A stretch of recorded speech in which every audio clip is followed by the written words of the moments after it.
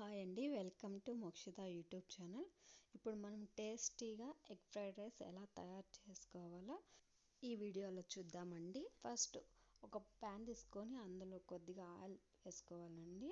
Oil heat అయ్యాక అందులోనే ఆవాలు వేసుకోవాలి. ఆవాలు వేగాక అందులో నేను ఒక 4 ఎగ్స్ తీసుకున్నానండి.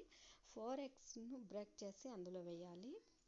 అవి కొద్దిగా వేగాక వాటిని గరిటెతోనే చిన్న చిన్న పీసెస్గా కట్ చేసుకోవాలి. పీసెస్గా కట్ చేసుకున్న వాటిని ఒక ప్లేట్లో తీసి పెట్టుకోవాలండి.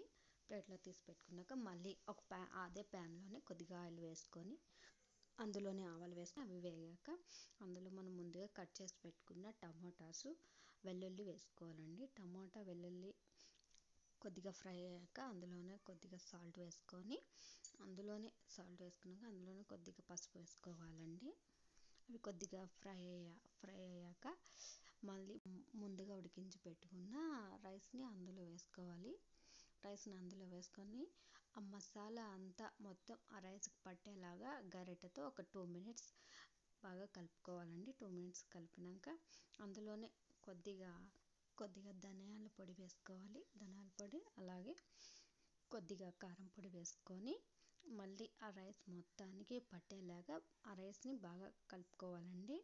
రైస్ని కలుపుకున్నాక అందులో మనం ముందుగా బ్రేక్ చేసి పెట్టుకున్న ఎగ్ పీసెస్ని కొద్దిగా అందులో వేసి కొద్దిగా గార్నిష్ కోసం అలాగే ఉంచుకోవాలి. ఇప్పుడు ఎగ్ పీసెస్ని అందులో వేసాక ఆ రైస్ మొత్తాన్ని బాగా కలుపుకోవాలండి. ఇప్పుడు ఎంతో టేస్టీగా ఉండే ఎగ్ ఫ్రైడ్ రైస్ రెడీ అయిపోయింది. మీకు కనుక ఈ వీడియో నచ్చినట్లయితే లైక్ చేయండి, షేర్ చేయండి, సబ్స్క్రైబ్ చేసుకోండి. Thank you for watching.